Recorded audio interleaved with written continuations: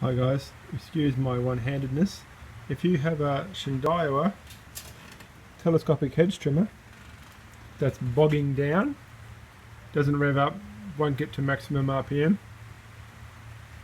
this little sucker here was blocked. It was completely black. A bit hard to see, I'm sorry. It was completely black. Now I've been using the wire brush and getting to see all the gold mesh underneath the blackness. It comes out of here, this hole here, comes out of here, there's a little screw you undo, and then it simply twists out.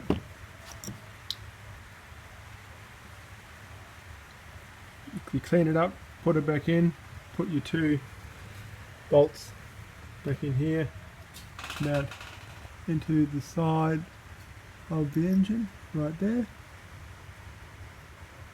and good to go. That's the problem. Check your fuel filter, check your carburetor first. I cleaned my carburetor out, pulled it all apart, but I don't think it was necessary. This little sucker here is, however, the culprit. You get them on blowers as well. They're always mounted in the muffler, from my experience, and my experience is pretty shit.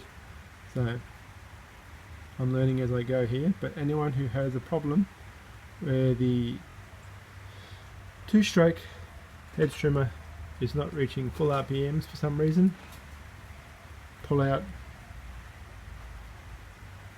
I don't remember what it's called, spark diffuser? I think that's what it's called. Yeah, anyway, spark, I don't remember. Anyway, someone can remind me.